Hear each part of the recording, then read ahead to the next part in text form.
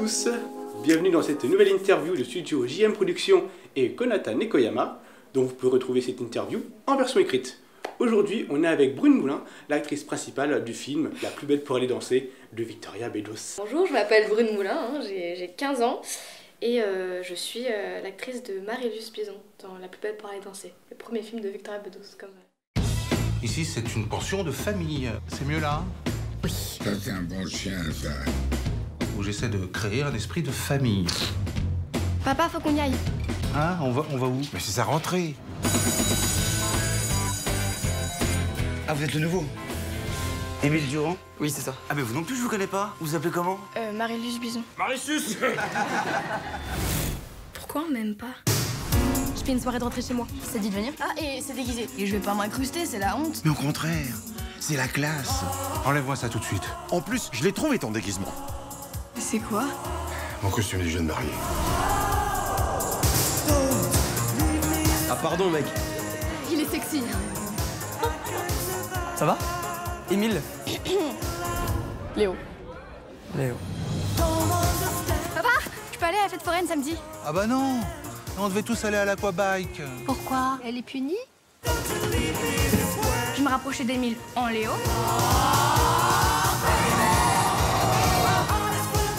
Et une fois qu'on se rapproche, je lui dirais que je suis Marie-Luce. C'est quand même bien tordu ton truc. Ça a un peu trop bien marché mon plan. Il m'a embrassé. Enfin, il a embrassé Léo. C'est pas drôle. Non, pardon, c'est pas drôle.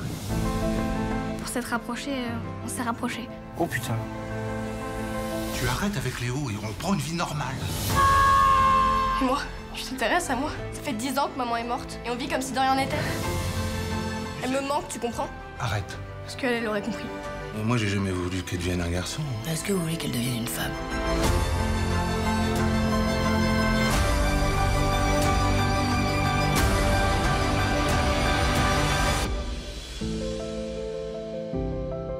Tu peux plus lui mentir. Surtout si tu l'aimes. Émile? Oui? Pour ce premier film, on se découvre pour la première fois à l'écran, Oui. avec quand même un sacré casting, on va pas se le cacher. Oui. Quel était ton ressenti pendant tout le tournage Alors déjà, mon état d'esprit pendant tout le tournage, c'est je ne me rends pas compte de ce qui se passe, littéralement.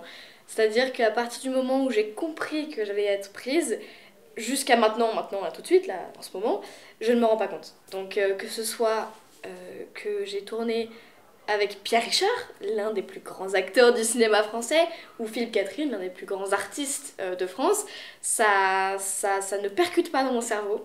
Et c'est vrai que j'ai eu quelques moments de « ok, d'accord », comme ça.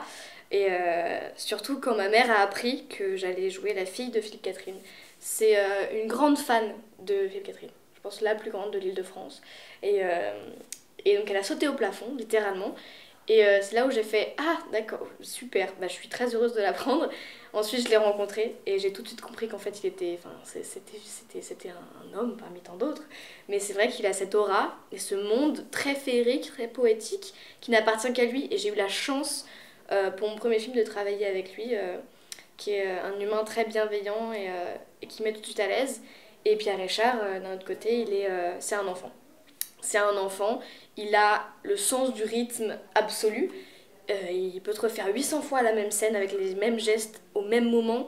Il a aussi le don de la comédie. Il est très comique, même dans la vraie vie. Il a des mimiques, des gestes qui accentuent tout de suite la comédie et qui créent vraiment un vrai esprit à l'écran. Donc, et lui aussi, il donne plein de conseils. Il est hyper à l'écoute.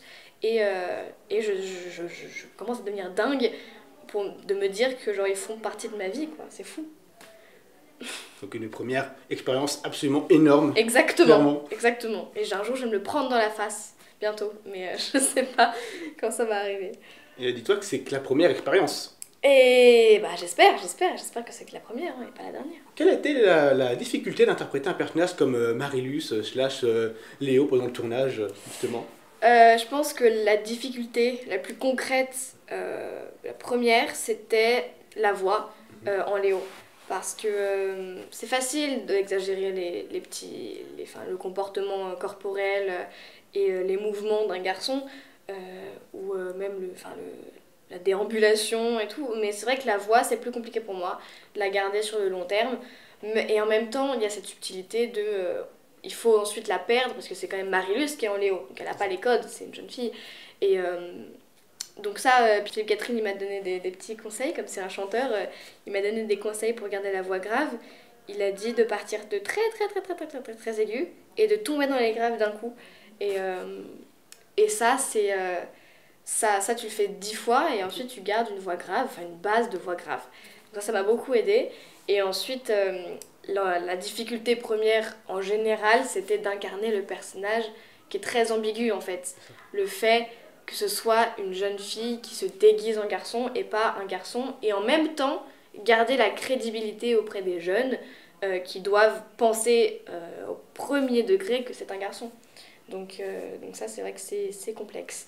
Mais c'était un vrai challenge que j'ai adoré relever avec beaucoup d'amusement. Super, en fait, il y avait vraiment ce côté soit garçon, mais pas trop quand même. Exactement, et c'est ça qui est c'est très dangereux aussi comme jeu, parce que tu peux tout de suite tomber dans le ok, c'est pas crédible, dans le ouais, il en fait trop, ou dans le trop crédible. Du coup, on se demande bien pas trop si c'est genre une fille en garçon ou un garçon en fille, et on est un peu perdu. Qu'est-ce qui t'a tout de suite plu dans le projet quand tu l'as découvert, et comment s'est passé le casting pour que tu en arrives juste là? Alors le casting c'est très simple, j'ai répondu à une annonce sur internet. Je voulais faire actrice depuis que j'ai 7 ans.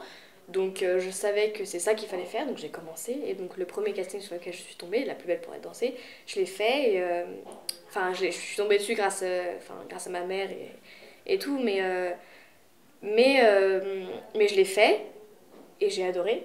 Et ensuite, on m'a rappelé plusieurs fois jusqu'à la lecture du scénario. Et en fait, c'était la première fois... En fait, c'est une enchaînement de première fois. C'était mon premier casting. C'était la première fois que j'avais un scénario entre les mains. Donc avoir ce papier avec écrit Brune Moulin en énorme sur toutes les pages pour pas que je le divulgue, c'était dingue. Et en fait, je l'ai lu d'une traite, comme un roman, d'une nuit, comme une dingue. Et c'est 100 pages qu'on m'a jamais forcé à lire et pour lesquelles j'ai pris beaucoup de plaisir. Donc ça, c'était le premier truc qui m'a dit « Ah ouais, d'accord, en fait, j'adore ça, j'adore ce film. » Et aussi, c'est difficile de se projeter quand c'est sur papier, alors que tu dois le voir en vrai. Mais c'est vrai que là, c'était écrit avec tellement une fluidité, et c'est ça qui fait tout le talent de Victoria, c'est tellement fluide que tu arrivais à voir les images dans ta lecture. Et ensuite, plus concrètement, dans le scénario, ce qui m'a le plus interpellée, c'était le travestissement, donc le fait qu'elle se déguise pour attirer l'attention sur un malentendu. Et c'est aussi la relation père-fille qui est très conflictuelle, mais très belle à la fois, avec l'absence de la mère. Super. Donc, du coup, vraiment, dès le début, ça t'a vraiment tout de suite plu. Oui.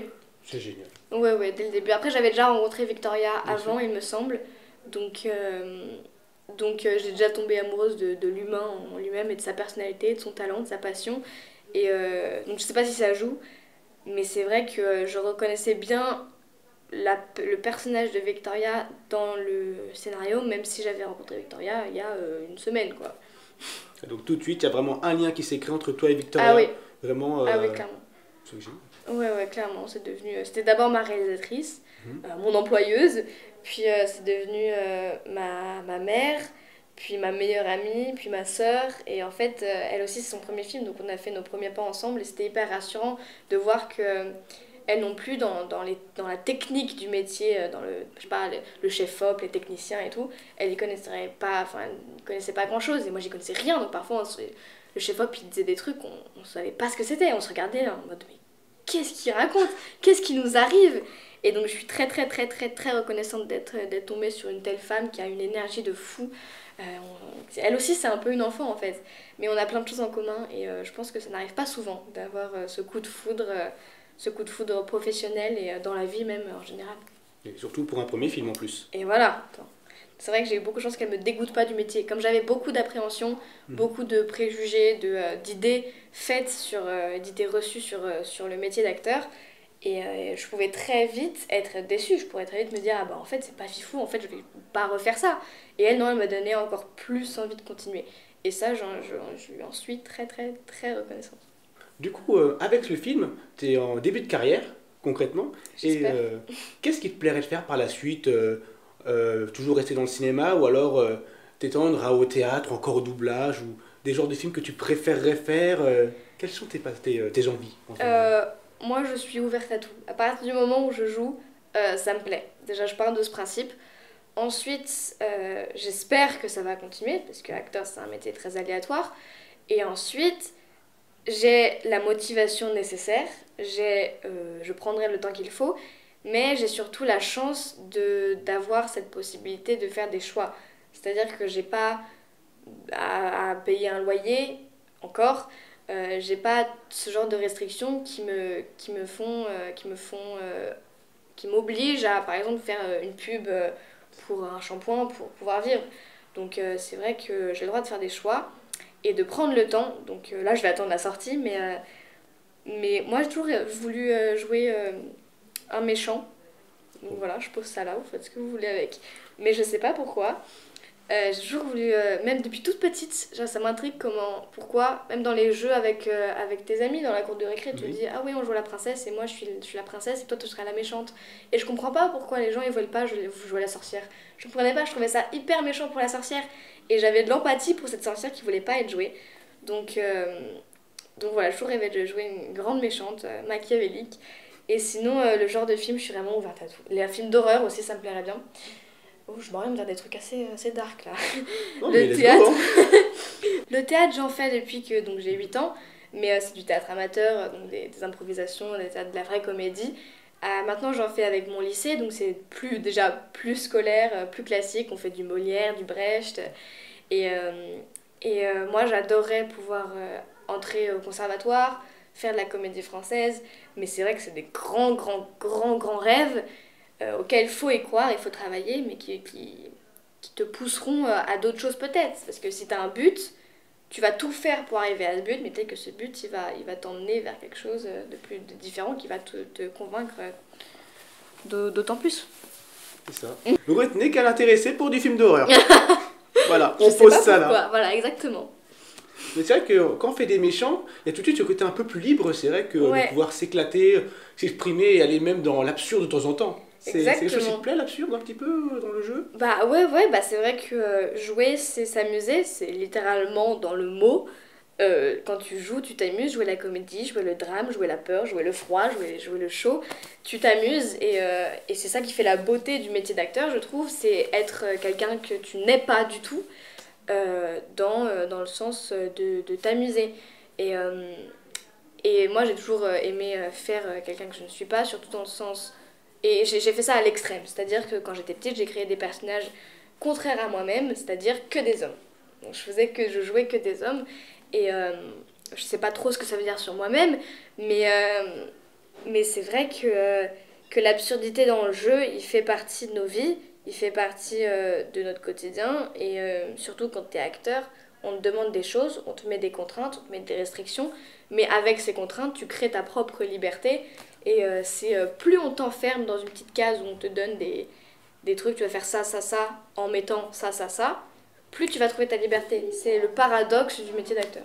Quel message tu as envie d'envoyer aux spectateurs pour donner envie de voir le film? Quel est le dernier mot que tu aurais envie de leur envoyer? Ou le premier? Allez le voir, parce qu'il y a Philippe Catherine. Il y a Philippe Catherine et Pierre Richard.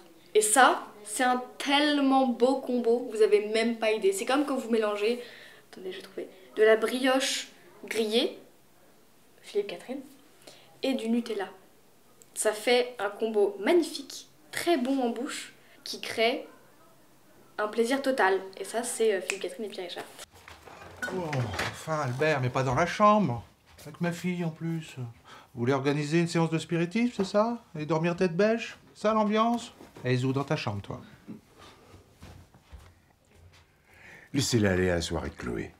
Je sais pas, avec la disparition d'Henri, là, j'ai vraiment pas eu le temps de me pencher sur le problème. C'est pas un problème. C'est un droit à son âge.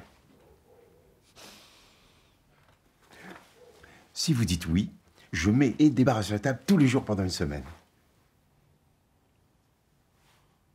À moi? Ok, à moi. À moi. Et dodo maintenant. Arrête de me parler comme ça, hein.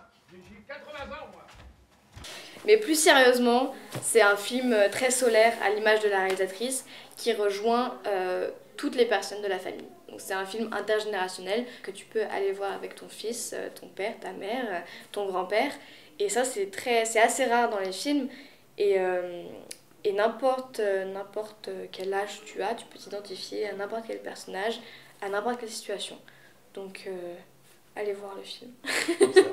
Et aussi, à l'écran, Brune Moulin, première fois à l'écran. Merci, arrêtez. Et pas la dernière. J'espère. Et bon, en tout cas, je te remercie beaucoup du temps que tu nous as accordé pour cette interview. Merci à toi. Et n'oubliez pas de vous abonner à la chaîne de Studio JM Productions, à regarder le site de Konata Nekoyama en version écrite. Et sur ce, on vous donne rendez-vous pour une prochaine vidéo, très prochainement. À plus tard.